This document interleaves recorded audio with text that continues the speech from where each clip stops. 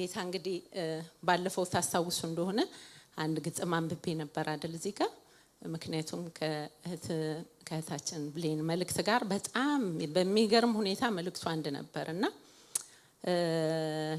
ላነብ የተገደድኩበት አንደኛው ነገር መልእክቱ በጣም ስለገረመኝ አንድ አይነት ስለሆነና ማንበብ ስላለብኝ ነው መዝሙር ነው ብያችኋለሁ ይዛን ቀንና ያንን መዝሙር ግን የጻፍኩት ከዚህ መልእክት በኋላ ነበር እና ዛሬ መጥቼ ይሄንን መልእክት ባቀርብ ባለፈውም ከፕሌኒዬ ጋራ የተያያዘ ነገር ነበር እና ገለግል የነበረውና እንዴት ነው እየተመካከሩ ነው እነዚህ እህቶች እንዳትሉ ብዬ እንደ ምስክርነት እንዲሆናችሁም ጨምር ነውና ይሄንን መልእክት ተከትዬ ነው ያንን ግጥም ጽፌው ነበር እግዚአብሔር ይመስገን እግዚአብሔር እንግዲህ ለምን እንደሚናገር የሚያውቅ አምላክ ነው የሚሰራውን የሚያውቅ አይደለ እና ይሄንን ቃል ይሄንን መልእክት እግዚአብሔር እየደጋገመ ሲያመጣ እንግዲህ ከኛ ጋራ ያልጨረሰው እኛ ጋር ያላለቀ ነገር አለ ማለት ነው እግዚአብሔር እኛን ሊያስኬድበት የፈለገ ነገር አለ ማለት ነው የእግዚአብሔር ስም የተባረከ ይሁን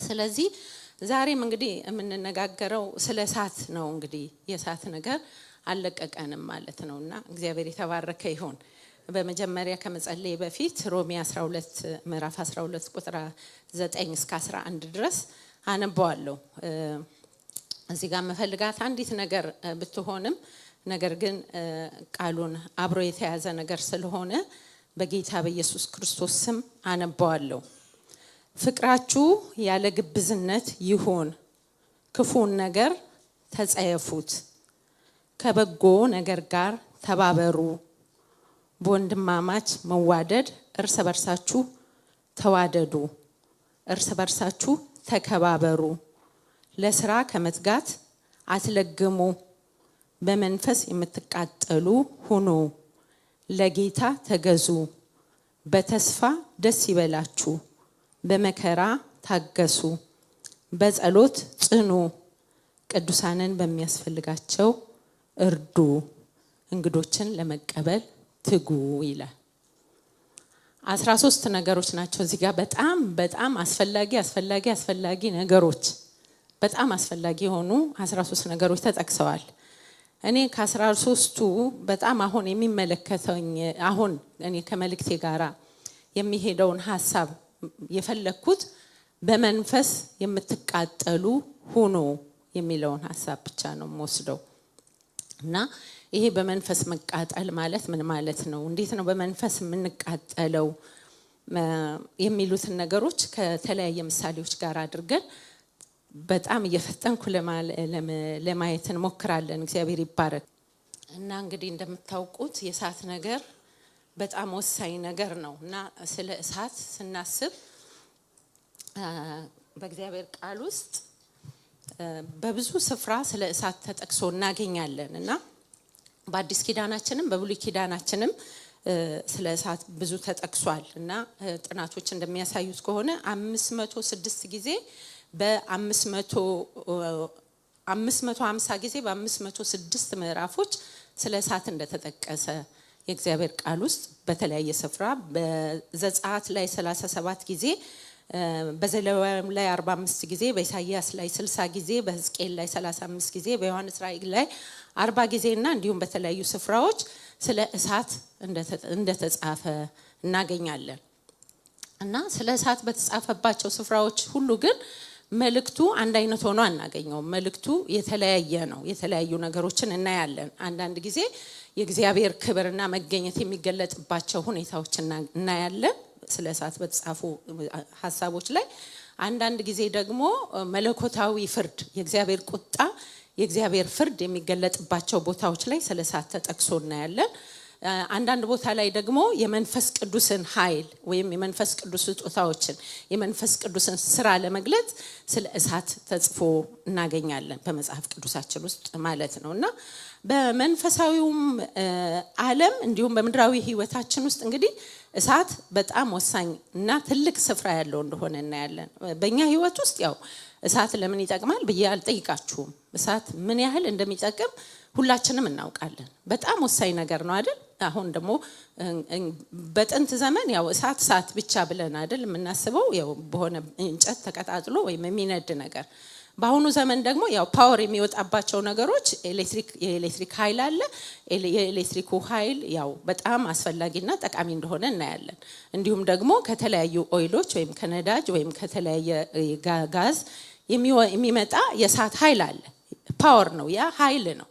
እና እነዚህ በተለያዩ መንገድ የምናገኛቸው እሳቶች በጣም ወሳኝ ናቸው፣ በጣም አስፈላጊ ናቸው። በዚህ በምድራዊ ኑሯችን ውስጥ በጣም አስፈላጊ ናቸው። እና እሳት ባይኖር ብለን ብናስብ በጣም ከባድ ነው። አሁን ተመልከቱ፣ እዚህ ኢራን እና አሜሪካ መካከል እየተደረገ ባለው ጦርነት ምክንያት የኦይል ሁኔታ በጣም በዓለም ላይ አንገብጋቢ ኢሹ ሆኗል። ለምን? ይሄ ዘይቱ በጣም የፓወር ምንጭ ስለሆነ ነው እኮ አይደል?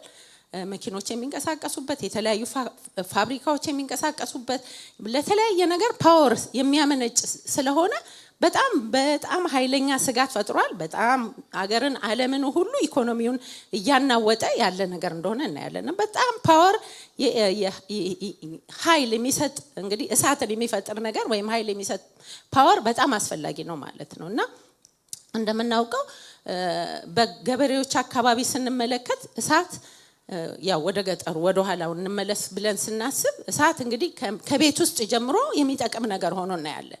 በቤት ውስጥ ላለ ለሚበስል ነገር በስሎ ለሚበላ ጣዕም የሚኖረው ነገር እንዲሆን እሳት ከቤት ጀምሮ የሚጠቅም ነገር ነው። ወደ እርሻ ደግሞ ስትወጡ ገበሬዎች ምን ያደርጋሉ? እርሻው መሬቱን ለማዘጋጀት አስቀድመው መሬቱን ምን ያደርጉታል? ያቃጥሉታል አይደለ? በቃ አረሙ ምናምኑን ይሰበስቡና ያቃጥሉታል። ከዛ በኋላ መሬቱ እንደሚገባ ምን እንዲሆን ለሚቀጥለው ዘር የተዘጋጀ እንዲሆን እንዲቆፈር በደንብ እንዲለሰልስ በደንብ ይቃጠላል መጀመሪያ። ከዛ በኋላ ገበሬው ለሚቀጥለው እርሻ የተዘጋጀ ይሆንለታል ማለት ነው። ደግሞ አንዳንድ ጊዜ ደግሞ ምን ያደርጋሉ? ደን ላይ እሳት ይለቃሉ። በጣም አውሬ የሚያስቸግር ሲሆን በጣም በቃ ገበሬዎች በተለይ በዙሪያቸው እንትን ካለ በጣም ጥቅጥቅ የሆነ ደን ካለ ከዛ የሚመጡ አውሬዎች እየመጡ እርሻቸውን የሚበሉባቸው ከሆነ በጣም የሚያስቸግሯቸው ከሆነ ምን ያደርጋሉ? ያንን ደን ያቃጥሉታል። ለምን? ደኑ ሲያቃጥሉ አውሬዎች ምን ያደርጋሉ? ይሸሻሉ። ወይም እነዚህ እርሻውን የሚያበላሹ የሚያጠፉ ነገሮች ምን እያደረጉ ይመጣሉ? እየጠፉ ይመጣሉ ማለት ነው። እና አደራችሁ አውቃለሁ ትንሽ ስለገጠርና አንዳንድ ሰዎች ፈገግ እያላችሁ ነው። እና ያው የታወቀ ነገር ነው። እና እሳት በጣም የተለያየ ጥቅም አለው ማለት ነው። በጣም ይጠቅማል ማለት ነው። እና በመንፈሳዊ ህይወትም ውስጥ እንደዚህ ነው የሚጠቅመው እሳት ሲኖር በህይወታችን ውስጥ በዚህ በመንፈሳዊ ህይወታችን ውስጥ እሳት ሲኖር ከእግዚአብሔር ዘንድ የሆነ ቅዱሱ እሳት የመንፈስ ቅዱስ እሳት ሲኖር በጣም ትኩስ የሆነ ነገር ይገኛል በህይወታችን ውስጥ። በቃ የሚበላ ጣዕም ያለው ነገር የሚጣፍጥ ነገር ይገኛል ማለት ነው። ደግሞ የመንፈስ ቅዱስ እሳት እየነደደ ከሆነ በቃ ቅዝቃዜ የማይሰማን ከሆነ በመንፈስ የምንቃጠል ከሆነ ዝም ብሎ አረሙ ምናምኑ የሚበቅልበት አይሆንም ህይወታችን። ደግሞም አውሬው እንደፈለገ በቃ የሚጠጋጋን አይሆንም። ለምን? ከእሳት ጋር መጫወት ማንም ስለማይችል ማለት ነው። ስለዚህ እሳት በመንፈሳዊ ህይወታችንም ውስጥ በጣም ወሳኝ ነገር ነው። በጣም አስፈላጊ ነገርና ጠቃሚ ነገር እንደሆነ እናያለን።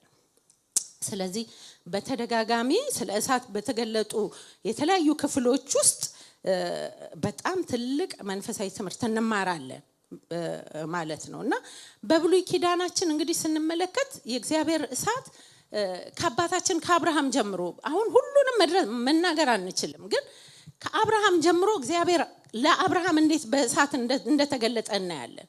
ከአብርሃም ጀምሮ እግዚአብሔር ለተለያዩ አባቶች በእሳት የመለሰበት፣ መስዋዕታቸውን በእሳት የተቀበለበት፣ በእሳት ክብሩን የገለጠበት፣ በቃ አይተውት የፈሩበት፣ የደነገጡበት፣ የተንቀጠቀጡበት የእግዚአብሔር ክብር ተራራውን ሁሉ ሲያጤስ አይተው በግንባራቸው የተደፉበት ብዙ እግዚአብሔር በእሳት የተገለጠበትን ነገር እናገኛለን በመጽሐፍ ቅዱሳችን ውስጥ።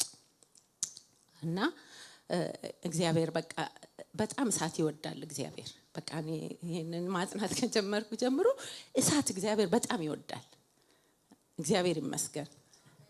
እሳት በጣም አስፈላጊ ስለሆነ ማለት ነውና ከእሳት ጋር እግዚአብሔር ጉዳይ እንዳለው የምንመለከተው በቤተ መቅደሱ ውስጥ በሚደረጉ ስርዓቶች ሁሉ እሳት እናገኛለን። መስዋዕት ሲሰዋ እሳት አለ። ከዛ በኋላ በየቀኑ እንኳን መስዋዕት ባይኖር በየቀኑ ቀንና ሌሊት የማይጠፋ እሳት አለ። በመቅረዙ ላይ የሚበራ የሚነድ የማይቋረጥ የአሮን ልጆች ተጠንቅቀው በጣም በንጽህና ከተዘጋጀ ዘይት በጥንቃቄ ከተዘጋጀ ዘይት የተጨመረበት የሚነዱ መቅረዞች አሉ በቤተ መቅደስ ውስጥ የማይጠፉ እንዲጠፉ እግዚአብሔር የማይፈልጋቸው ሁሉ ጊዜ እንዲበሩለት ይፈልጋል። እግዚአብሔር ሁሉ ጊዜ እንዲነድ ይፈልጋል በቤተ መቅደስ ውስጥ። እግዚአብሔር ይባረክ። ያ የሰው እጅ በሰራው ቤተ መቅደስ ውስጥ እግዚአብሔር በቃ እሳት እንዲጠፋ አልፈለገም። በዚህ በአዲስ ኪዳን ዘመን ባለው ቤተ መቅደስ ውስጥ ደግሞ ምንኛ እግዚአብሔር እሳት እንዲነድ ይፈልጋል። እንዳይጠፋ ቀንና ሌሊት እንዲበራ ሁሉ ጊዜ እንዲነድ ጌታ ይፈልጋል። ዘይቱ ደግሞ መንፈስ ቅዱስ ነው። እግዚአብሔር ይባረክ። ስለዚህ እኔና እናንተ እግዚአብሔር በቃ ራሱ የሰራን ቤተ መቅደሶች ያደረገንና በእኛ ውስጥ ሊያድር የወደደ ጌታ የሚበራ ነገር ይፈልጋል በእኛ ህይወት ውስጥ የሚነድ ቀን ብቻ አይደለም ሌሊትም ቀንም ሁሉ ጊዜ ምንም ያደርግ የሚበራ ነገር እግዚአብሔር ይፈልጋል። የእግዚአብሔር ስም የተባረከ ይሁን። እና እንግዲህ የዘለልኩ ስለሚሄድ አንዳንዱን ነገሮች አልፋለሁና በሙሴ ህይወት ውስጥ ስንመለከት ሙሴን እንደምታውቁት እንግዲህ እንዴት እንደተወለደ ሁላችንም እናስታውሳለን። ሙሴ ባደገበት ዘመን ወይም በተወለደበት ዘመን ወንድ ሁሉ ይገደል ብሎ ፈርዖን ምክንያቱም ወንድ ሁሉ እያደገ ከመጣ እስራኤል ከመብዛቱ የተነሳ በጣም ይዋለዱ በጣም ይበዙ ስለነበር እነዚህ የበዙ ከሄዱ ነገ ምን ያደርጉናል ከጠላቶቻችን ጋር ተባብረው ይወጉናል የሚል ስጋት ስላደረበት ምንድን ነበር ያለው? ወንድ ሁሉ ሲወለድ ምን ጭጭ እንዲደረግ ታዞ በነበረበት ዘመን ነው ሙሴ የተወለደው። እና አዋላጆቹ እግዚአብሔርን ስለፈሩ ሌላ ሲስተም ፈጠሩና የዕብራውያን ሴቶች በጣም እኛ ሳንገባ ነው በቃ ሁሉን ነገር ጨርሰው ተገላግለው የሚጠብቁንና ልንገላልቻልንም አሉ። እና ንጉሱ ምን አለ? ሌላ ሲስተም አመጣና በቃ የወጣ ወንድ ሁሉ ደግሞ ከወጣ በኋላ ምን ይደረጋል? ወደ ውሃ ይጣላል። በቃ ሴቱ ምንም አይደለም እየተገዛ ይኖራል፣ እየፈራ እየደነገጠ እየተንቀጠቀጠ ባሪያ ሆኖ ይኖርልናል ብሎ አስቦ ነበር። እና እግዚአብሔር ግን በቃ የሙሴን እናት አይኖቿን ከፈተ። በቃ ሙሴ በጣም የሚያምር ውብ የሆነ ልጅ እንደሆነ አየችና በቃ ደበቀችው። እግዚአብሔር ይባረክ። እና ሳስብ ከውጭው አልፋ ውስጡን ያየች ይመስለኛል ሙሴ ማን እንደሆነና እግዚአብሔር ይባረክ። ድብቅ አደረገችና 3 ወር አቆየችው። ያ 3 ወር በእጇ ውስጥ የቆየው ሙሴ ግን ከ3 ወር በኋላ ያንን አዋጅ አልፋ የምታሳድግበት አቅም አልነበራትም። ስለዚህ ታልፎ መሰጠቱ የማይቀር ስለሆነ አመጣ ጸልያ ይመስለኛል። በቃ እናት የሆናችሁ ሁሉ ታውቃላችሁ። ልጅን አውጥቶ 3 ወር ያጠባችሁን ልጅ የወለደችውን ያሳደገችውን ልጅ አውጥታ ውሃ ጋር መጣል ማለት በጣም ከባድ ነው። ነገር ግን አውጥታ ምን አደረገች? በቃ ቅርጫታ አደረገችለትና በወንዝ ዳር አስቀምጣ ደግሞ እንደገና እህቱን ጠባቂ አድርጋ ውሃ ጋር አደረገችው። ይሄ ሙሴ ነበር። እንግዲህ እንደምታውቁት የፈርዖን ልጅ አነሳችሁ። ከዛ በፈርዖን ቤት አደገ፣ የልጅ ልጅ ተባለ፣ በዛ ሰነበተ። የሚገርመው ነገር ግን እናቱ ላይ ተመልሶ ጡት እየጠባ ባደገበት ጊዜ እናቱ በደንብ አድርጋ ማንነቱን ነግራዋለች። ዕብራዊ እንደሆነ ግን በደንብ ያውቅ ነበር። ምንም እንኳን የፈርዖን የልጅ ልጅ ተብሎ ፈርዖን እጅ ደግ እንጂ ነገር ግን ማንነቱን ያረሳ ይሄ የዕብራዊነቱ ቅናት ከውስጡ ያልጠፋ ነበር። ግን የሚኖረው በፈርዖን ቤት እየተማረ እየበላ እየጠጣ የፈርዖን ልጅ የልጅ ልጅ ተብሎ ያድግ ነበር። ስለዚህ ያ ቅናቱ አንድ ቀን ወጣ ሲል እንደምታውቁት አንድ ግብፃዊና አንድ ዕብራዊ የሆነ የሙሴ ወንድም የሆነ ምን ሲያደርጉ አየ? ሲጣሉ አየና ዕብራዊውን በጣም ስለጨቆነው ምን አደረገ? ወሰደና ጸጥ አደረገው ግብፃዊውን። ከዛ በኋላ ደበቀ። ይሄን የሚያሳየን ሙሴ ምን ያህል ቅናት እንደነበረ ነው ውስጡ።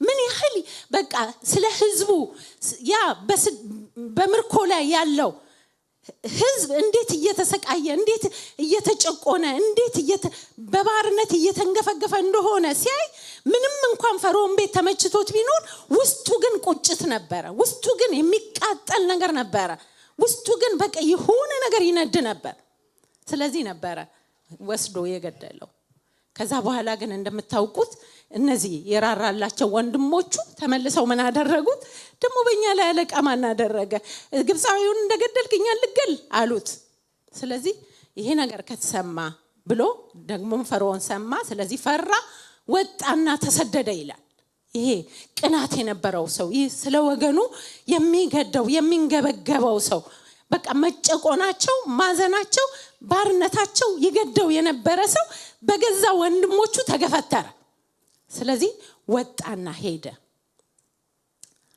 ከዛ ወጥቶ እግዚአብሔር በሳት እሱን እስከሚያገኝበት ጊዜ ድረስ ፈርዖን ምን መሆን ጀመረ እረኛ ሆኖ ከብት እየጠበቀ መኖር ጀመረ ያማቱን የዮቶር በጎች እየጠበቀ በምድረ በዳ እየሄደ ያለ ለምን ገረመኝ ያንን ስፍራ ሳነበው በጎቹን ወደ ምድረ በዳ ነዳ ይላል እንዴ በግ ወደ ምድረ በዳ ይነዳል እንዴ ሲጀመር እረኛ ከሆነ አንድ ሰው በግ እኮ ወደ ምድረ በዳ አይነዳም በግ የሚነዳው ለምለም የሆነ ሳር ወዳለበት ውሃ ወደሚገኝበት አይደል እንዴ በጎቹን የሚበሉት ነገር እንዲያገኝ ግን የዛን ቀን የሆነ ነገር እግዚአብሔር ስለፈለገው ሙሴ በጎቹን ወደ ምድረ በዳ ነዳ ይላል እግዚአብሔር ይባረክ በዛ ምድረ በዳ ውስጥ እግዚአብሔር እሱን ሊያገኘው ፈልጎ ስለነበረ ሙሴ ወደ ምድረ በዳ ነዳ ከዛ በኋላ ቁጥቋጦ ሲነድ ነገር ግን ቁጥቋጦ ሳይቃጠል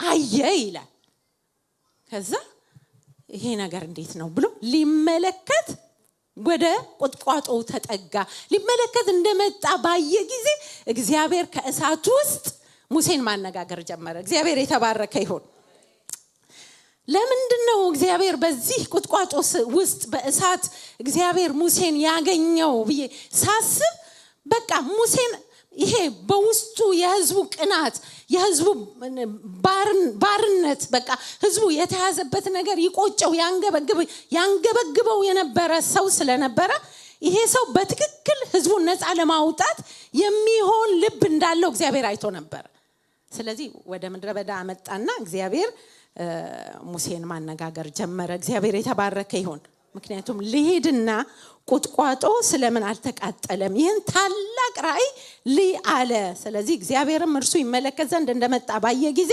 ከቁጥቋጦ ውስጥ እርሱን ጠርቶ ሙሴ ሙሴ ሆይ አለው እርሱም እነሆኝ አለ ወደዚህ አትቅረብ አንተ የቆምክበት ስፍራ የተቀደሰች መሬት ናትና ጫማህን ከእግርህ አውጣ አለው ደግሞ እኔ የአባትህ አምላክ የአብርሃም አምላክ የይስሐቅ አምላክ የያዕቆብ አምላክ ነኝ አለው ሙሴም ወደ እግዚአብሔር ያይ ዘንድ ፈርቷልና ፊቱን ሸፈነ ይላል እግዚአብሔር ይባረክ ምን ብሏልና ፈርቷልና ያ በእሳት ውስጥ የተገለጠለትን ቁጥቋጦ የነደደ ስታስቡት ቁጥቋጦ እኮ በቀላል የሚነድ ነገር ነው አይደለ ደን አይደለም የሆነ ትልልቅ ዛፎች ምናምን ትልቅ ጫካ ውስጥ እሳት ብትለኩሱ ማቀጣጠል በጣም ከባድ ነው ቁጥቋጦ ግን በቀላሉ የሚነድ ያው ምድረ በዳ ላይ ያለ ቁጥቋጦ አስቡት እሳት አግኝቶ በጣም በቀላሉ የሚነድ ነው ግን በጣም የገረመው ለዚህ ነበረ ምክንያቱም መንደድ ነበረበት ቁጥቋጦ እግዚአብሔር ደግሞ በዛ ውስጥ ክብሩን ገለጠለት እግዚአብሔር ይባረክ ስለዚህ ምን አደረገ ይላል ፊቱን ሸፈነ ይላል እግዚአብሔር በእግዚአብሔር ፊት በቃ ፈራ ራሱን ዝቅ አደረገ ራሱን ሸፈነ ስለዚህ እግዚአብሔር ማንነቱን ገለጠለት የእግዚአብሔር ስም የተባረከ ይሁን ምን አለው ይላል በግብጽ ያለውን የህዝቤን መከራ በእውነት አየው ካስገባሪዎችም የተነሳ ጩኸታቸውን ሰማው ስቃያቸውንም አውቄያለሁ አሁንም ና ህዝቡን የእስራኤል ልጆች ከግብጽ ታወጣ ዘንድ ወደ ፈርዖን እልካለሁ አለው እግዚአብሔር በቃ በዛች ሰዓት ውስጥ እግዚአብሔር ዓላማውን አጀንዳውን ነገረው እግዚአብሔር ይባረክ ሙሴ የዳነበትን ያመለጠበትን ወደ ፈርዖን ቤት እንዲያድግ የተደረገበትን ከዛም ወጥቶ የተሰደደበትን የህይወቱን ዓላማ ሙሴ ያገኘ በዛ ስፍራ እግዚአብሔር ይባረክ የተወለደበትን ዋናውን ዓላማ ሙሴ ዛጋ ነው ያገኘው ምክንያቱም እግዚአብሔር ወደ ፈርዖን እልካለሁ በመኔ ነው ምትልከኝ እኔ ማን ነኝ ምናምን ሲል እኔ ነኝ አለ እግዚአብሔር ይባረክ ያንተ ማንነት አይደለም ጉዳዩ አንተ ራስህን አትመልከት። አዎ አንተማ ካለናት ካላባት ያደክ በፈርዖን እጅ ያደክ እንደገና በወገን ተሰደ የወጣ አሁን ደግሞ ስትታይ ይረኛ ይሆን ምንም ማንነት የሌለ እንደዚህ አይነት ሰው እንደሆን የታወቀ ነገር ነው። ነገር ግን ያንተ ማንነት ሳይሆን እኔነት እኔ የአብርሃም የይስሐቅ የእስራኤል አምላክ ስለሆንኩኝ እኔ እልካለሁ አለ እግዚአብሔር ይባረክ። ስለዚህ እኔ ስልክ ደግሞ የአባቶቻችሁ አምላክ ወደናንተ ላከኝ ትላቸዋለህ ያለና የነበር ወደናንተ ላከኝ ትላቸዋለህ አለ እግዚአብሔር ይባረክ። ስለዚህ መታወቂያ እኔ ነኝ አለ ያንተ ማንነት አይደለም። የእግዚአብሔር ስም የተባረከ ይሁን። ስለዚህ እሳቱ አቅጣጫውን አስቀየረው እግዚአብሔር ይባረክ። አይኖቹ ያዩት የነበረው ነገር ያ በቁጥቋጦ ውስጥ ይነድ የነበረው እሳት የሙሴን የህይወት አቅጣጫ ሙሉ ለሙሉ ቀየረ እግዚአብሔር ይባረክ። ሙሉ ለሙሉ የተፈጠረበትን ዓላማ ወደሚፈጽምበት መስመር አስገባው። የእግዚአብሔር ስም የተባረከ ይሁን። እግዚአብሔር እንዲሁ የሆነ ድራማ ለመስራት እኮ የሆነ እሱን ለማስደነቅ አልነበረም ዓላማው ያ የተመረረን ህዝብ ያ በባርነት በጉስቁልና የተጨቆነ ህዝቡን ምን ለማድረግ ስለነበር ነፃ ለማውጣት ስለነበረ ነው። እግዚአብሔር ይባረክ እንጂ የሆነ ድራማ ለመስራት እግዚአብሔር ፈልጎ አይደለም። ዛሬ እኛ የምንፈልገው የመንፈስ ቅዱስ እሳት በእኛ ህይወት ውስጥ እኮ ቢነድ በመካከላችን እግዚአብሔር እሳቱን ቢያነደው ዓላማው እኮ አንድና አንድ ነገር ነው። በባርነት ያሉት ነፃ ይወጡ ዘንድ፣ በጨለማ የተቀመጡ ብርሃን ያዩ ዘንድ፣ የታሰሩት ይፈቱ ዘንድ፣ በሞት ላይ ያሉት ብርሃን ይወጣላቸው ዘንድ በቃ ብርሃን ኢየሱስ ክርስቶስ ጌታ መሆኑን አውቀው ይድኑ ያመልጡ ዘንድ ነው። ሌላ እኮ ዓላማ አይደለም እግዚአብሔር የሚኖረው። አንተን ቢቀባ አንቺን ቢቀባ በሆነ መንገድ በቃ አቅጣጫህን ቀይሮ ወደ መስመር ቢያስገባ እግዚአብሔር ሌላ ዓላማ የለውም። ዓላማው ምንድነው? በባርነት ያሉትን ነፃ ያወጣ ዘንድ፣ በዲያብሎስ ባርነት ውስጥ ያሉትን በቀንበር ውስጥ ያሉትን ነፃ ያወጣ ዘንድ እግዚአብሔር ይፈልጋል። ጌታ ይባረክ። ሌላኛው ሰው ኤልያስ ነው። በጣም የምወደው ሰው ነው ኤልያስና ኤልያስን ስንመለከተው በጣም የቀና ሰው ነው። በጣም ትልቅ ቅናት ውስጥ የነበረ ሰው ነውና የመጣበትን የመጀመሪያው ምዕራፍ ስንመለከተው በቃ ይሄ ቴሲቢያዊ ኤልያስ ነው የሚለው የት እንደነበረ የት እንደሰነበተ ምን እንደሆነ ባክግራውንዱን አናውቀውም። ጀስት ቀጥ ብሎ የመጣበት ትልቅ አጀንዳ ይዞ እንደመጣ እንመለከተዋለን። እና ያው በዛ ዘመን እንደምትመለከቱት ንጉሱ አካብ ከአባቱ ጀምሮ ከሱ በፊትም የነበሩት ነገስታት ሁሉ እግዚአብሔርን ትተው ጣዖታትን በማምለክ በቃ እልም ብለው ጠፍተው ነበር ከእግዚአብሔር ፊት። በቃ የቀድሞ ስንመለከት ፊዚካሊ የሆነ ባርነት ውስጥ ነበሩ እስራኤላውያን። እዚህኛው ጋር ስንመጣ ግን ስፒሪቹዋሊ የሆነ ባርነት ውስጥ ነበሩ፣ ቀንበር ውስጥ። አዎ የሚኖሩት በራሳቸው ንጉስ በራሳቸው አገር በራሳቸው ሲስተም ውስጥ ነው። ነገር ግን መንፈሳዊ ባርነት ውስጥ ነበሩ። እልም ብለው ጠፍተው ነበር። በቃ የእግዚአብሔር ቤተ መቅደስ የሚባል ነገር ጠፍቶ የበዓል ቤተ መቅደስ በየመንደሩ የተሰራበት፣ መስዋዕት ለበዓል የሚሰዋበት፣ የበዓል ነቢያት እንደፈለጉ የሚፈነጩበት፣ የእግዚአብሔር ነቢያት እየታሰሱ እየተፈለጉ የሚቀነጠሱበት አንገታቸው። ምክንያቱም የአካብ ሚስት ኤልዛቤል ስለነበረች እሷ ደግሞ የመጣችበትን ያንን የአባቶቿን አማልክት በደንብ አድርጋ በእስራኤላውያን መካከል በቃ በደንብ አድርጋ አስፋፍታ ነበር።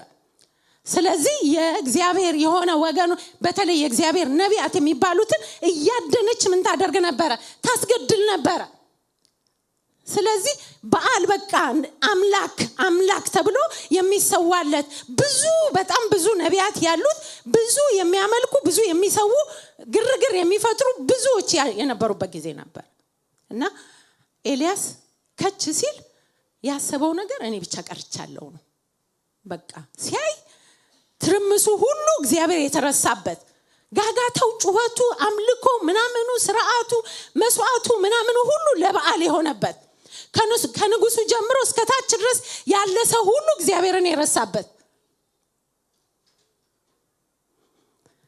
ስለዚህ ኤልያስ በቃ ቀጥ ብሎ መጣ። እግዚአብሔር ይባረክ።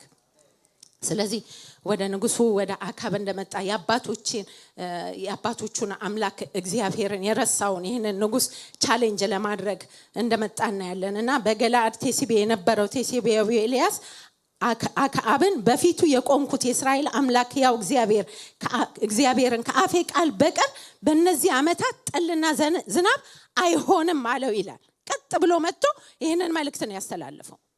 በቃ ጠልና ዝናብ አይሆንም፣ ነገር ግን ምን ይሆናል? ድርቅ ይሆናል በምድሪቱ ላይ። በቃ እነግርሃለሁ ይሄ ከእግዚአብሔር ዘንድ የተቆረጠ ነገር ነው አለ። ስለዚህ ይሄ መልእክት ከተላለፈ ጊዜ በኋላ እግዚአብሔር ኤልያስን ወሰደው።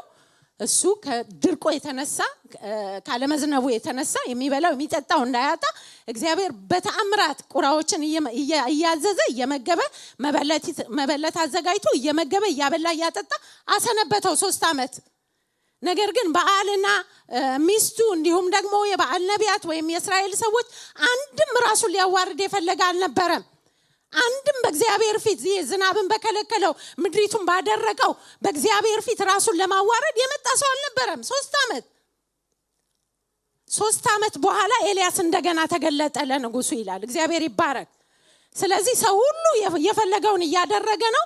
አሁን ያሉበት መንፈሳዊ ጨለማ ውስጥ ነው፣ መንፈሳዊ ባርነት ውስጥ ነው። አሁን ምን መሆን አለበት? የእግዚአብሔር አምላክነት መገለጥ አለበት በዚህ ህዝብ መካከል። ስለዚህ ይህ ለእግዚአብሔር የቀናው ኤልያስ አሁን ተገለጠ። እገለጥልሃለሁ ብለህ ንገረው አለና አገልጋዩ ተገለጠ። ብዙ ወደ ውስጥ አልገባምና ተገለጠለትና ሰብስባለው። አሁን በቃ ያሉህን በዙሪያ ያሉትን ነቢያቶችን ሁሉ የበዓልን ነቢያትና የጣዖቶችን ነቢያት በሙሉ ሰብስብልኝ አለው። ሰብስብና ምን አድርጉ? መስዋዕትን አዘጋጁ። እናንተ መስዋዕት አዘጋጁ፣ እኔም መስዋዕት አዘጋጃለሁ። ከዛ በኋላ ታሪኩን ስለምታውቁት ነው። ከዛ በኋላ ምን ይሆናል አለ? መስዋዕት ይቀርባል አለ። መስዋዕት ከቀረበ በኋላ በእሳት የሚመልሰው እርሱ አምላክ ይሆናል አለ። እግዚአብሔር ይባረክ።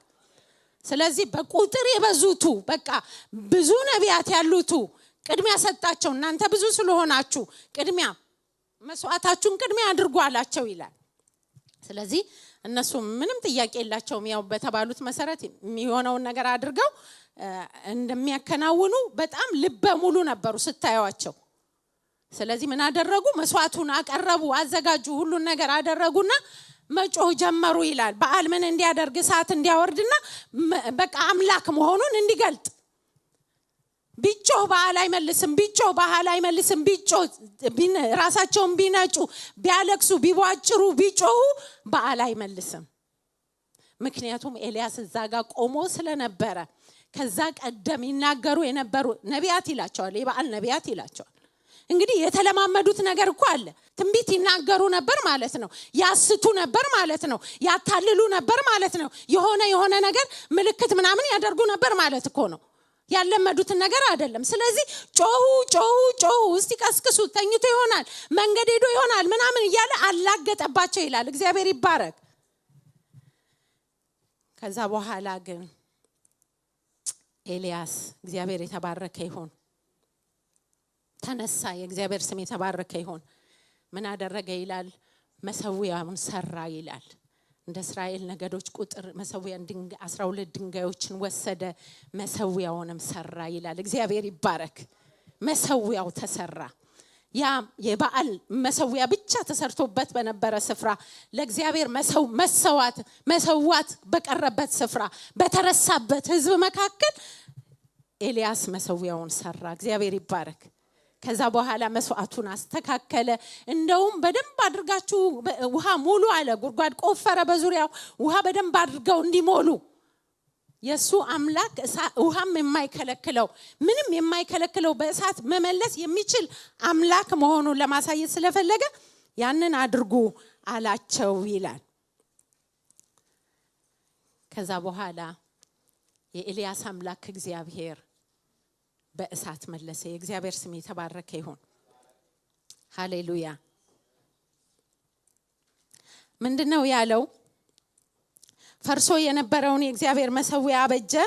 አቤቱ የአብርሃም አምላክ የይስሐቅ አምላክ የእስራኤል አምላክ ሆይ አንተ በእስራኤል ላይ አምላክ እንደሆንክ እኔም ባሪያክ እንደሆንክ ይህ ሁሉ በቃልክ እንዳደረግኩ ዛሬ ይገለጽ ዘንድ አንተ አቤቱ አምላክ እንደሆንክ ልባቸውን ደግሞ እንደመለስክ ይህ ሕዝብ ያውቅ ዘንድ ስማኝ አቤቱ ስማኝ አለ ይላል። ያን ጊዜም የእግዚአብሔር እሳት ወደቀች፣ የሚቃጠለውን መስዋዕቱንና እንጨቱንም ድንጋዩንም አፈሩንም በላች፣ በጉድጓዱ ውስጥም ያለውን ውሃ ላሰች ይላል። እግዚአብሔር ይባረክ።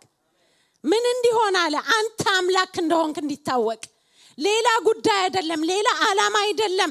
እኔ ብቻዬን የቀረሁት ነብይ፣ አንድ ነብይ ከዚህ ሁሉ ከበዓል ነቢያት የምበልጥ መሆኔ ማንነቴ እንዲገለጥ እንዲታይ የሆነ ሾው እንዳሳይ ምናምን አይደለም ያለው።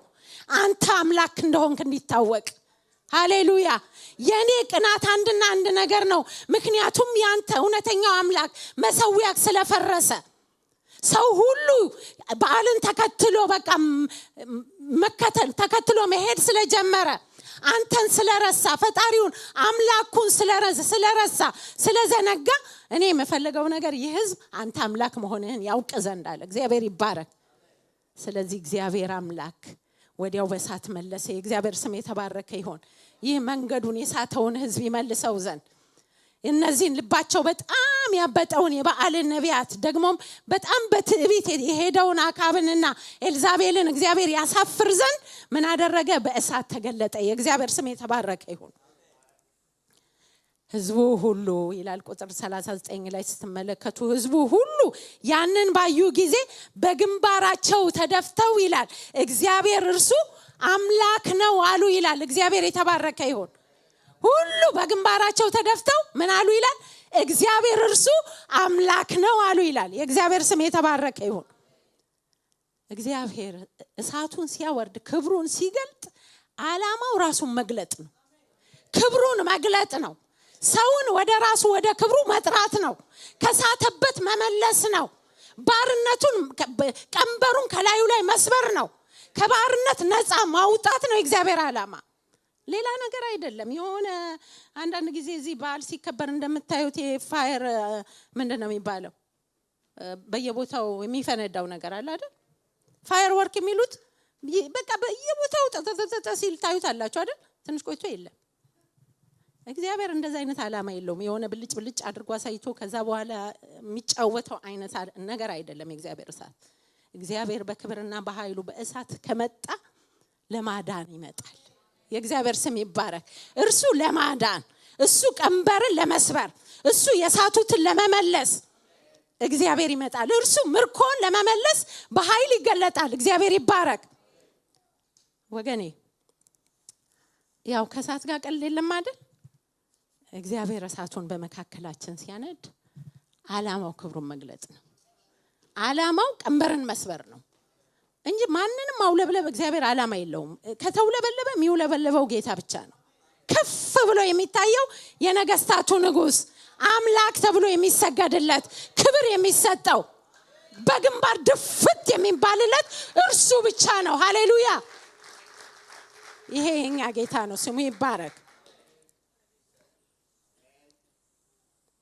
ታስታውሳላችሁ እስራኤልን እግዚአብሔር ካወጣ በኋላ በመንገድ ላይ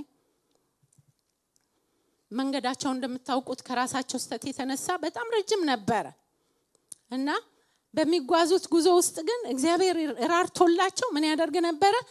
ቀን በደመና አምድ ሌሊት ደግሞ በእሳት አምድ ይመራቸው ነበር ይላል። ይሄንን እንግዲህ ዘጸአት ላይ በብዙ ቦታ እናገኘዋለን። እና እግዚአብሔር ምን ያደርጋቸው ነበር? ይመራቸው ነበር ይላል።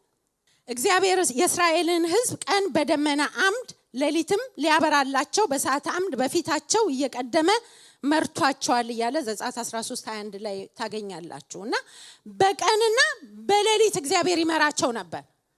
አቅጣጫን ለማሳየት እግዚአብሔር መንገዳቸውን ለመምራት ቀን በደመና አምድ ይመራቸው ነበር። እግዚአብሔር ደመናውን እያዩ ምን ያደርጉ ነበር? ይጓዙ ነበር። ይሄ ደመና አንደኛ አቅጣጫን ያሳያቸዋል፣ መንገዳቸውን ያሳያቸዋል። ደግሞ ይጓዙበት የነበረው መንገድ በረሃማ በጣም ሐሩር የሆነ ብዙ ውጣ ውረድ የነበረበት ስለነበር ደመናው ምን ያደርጋቸው ነበር? ይሸፍናቸው ነበር። ሌሊት ደግሞ በእሳት አምድ ይላል። እግዚአብሔር ይባረክ። ሌሊት ደግሞ በእሳት አምድ ጌታ በቃ ከፊታቸው እየቀደመ ይላል ይመራቸው ነበር። እሳቱን ያዩ ምን ያደርጉ ነበር? ይጓዙ ነበር በሌሊት የትኛውንም አውሬ ሳይፈሩ። ምክንያቱም እሳትን ያየ የሚገዳደር የሚመጣ ወደፊታቸው ምንም አልነበረም። አውሬ ቢሆን ጠላት ቢሆን ያንን እሳት ያየ ያንን ክብር ያየ እስራኤልን ከመንገዱ ሊያቋርጥ የሚችል ማንም አልነበረም። አዎ የተገዳደሯቸው የተለያዩ ነገስታት ነበሩ። ነገር ግን እነዛን ነገስታት ሁሉ እግዚአብሔር ከፊታቸው እየጠረገ መንገዳቸውን ይመራቸው ነበር። እግዚአብሔር ይባረክ። ዓላማው አንድና አንድ ነገር ስለነበረ፣ ምክንያቱም ሲያወጣቸው ወተትና ማር ወደምታፈሰው ምድር አስገባቸዋለሁ ብሎ አውጥቷቸው ስለነበረ እግዚአብሔር መንገዳቸውን እንዲጨርሱ ዓላማው እንዲገቡ ስለነበረ ቀን በደመና ሌሊት በእሳት እንዲመራቸው ነበር። ሃሌሉያ።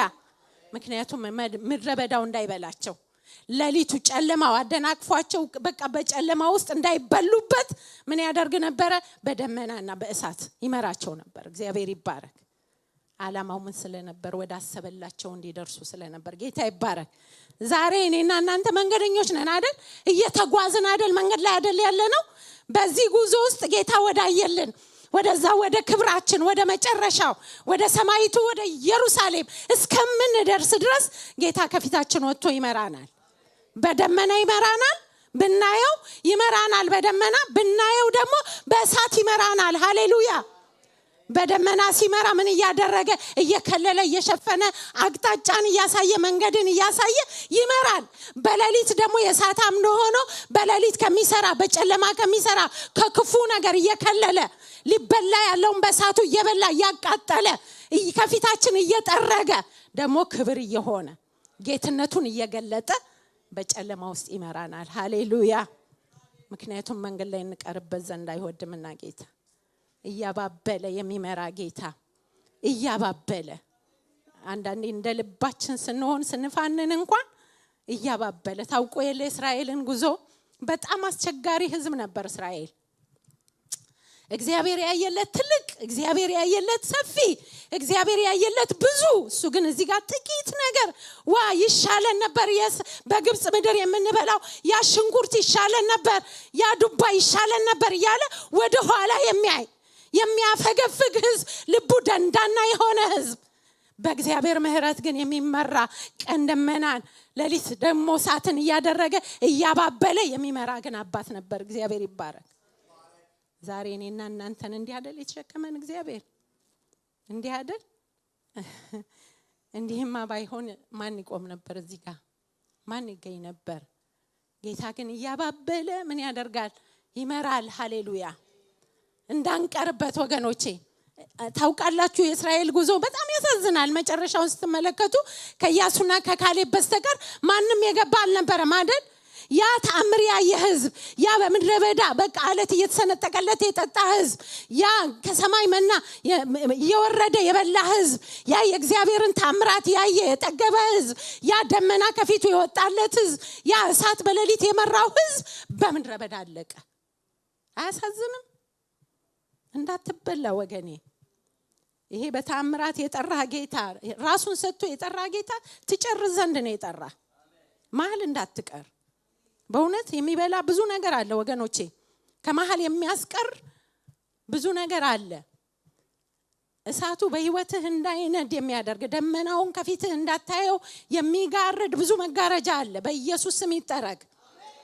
እያየህ እንድትሄድ ከፊትህ ያለውን ያ እስከ ሞት ድረስ የወደደህን የእምነት ጀማሪና ፈጻሚ የሆነውን ክርስቶስን ተመልክተ መንገድን ትጨርስ ዘንድ ተጠርተሃል ወገኔ። በኢየሱስ ስም አንቅር። በእውነት እግዚአብሔር ይርዳን ሁላችንንም። በዚህ በአዲሱ ኪዳን ዘመን ወገኖቼ እግዚአብሔር እኔና እናንተን ቤተ መቅደሱ ማደሪያዎቹ ባደረገ ዘመን፣ ወደ ራሱ ባስጠጋን ዘመንማ በእውነት ምን ያህል እድለኞች ነን፣ ምን ያህል የታደልን ሰዎች ነን። መንፈሱን በውስጣችን አኑሮ በእውነት ከኛ ጋር ሆኖ ሊሰራ፣ ከኛ ጋር ሆኖ ራሱን ሊገልጥ ሊከብር የወደደ ጌታ፣ ያከበረን ጌታ በዚህ ዘመንማ ምን ያህል ልንነቃ ይገባል ወገኖቼ። ከዚህ በላይ መሄድ አልችልምና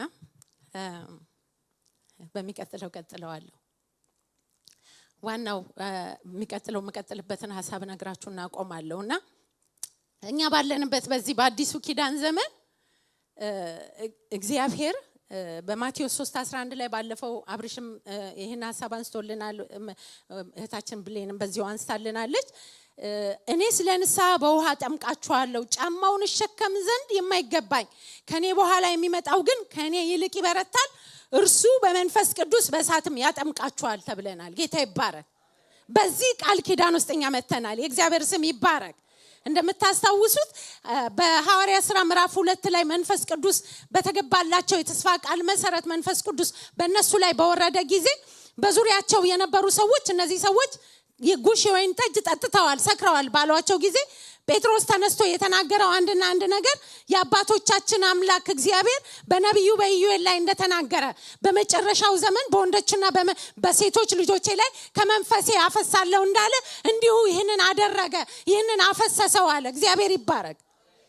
ይሄ የተስፋ ቃል እኔና እናንተንም ይመለከተናል ወገኖቼ። በዚህ ቃል ኪዳን ውስጥ እግዚአብሔር ጠርቶናል።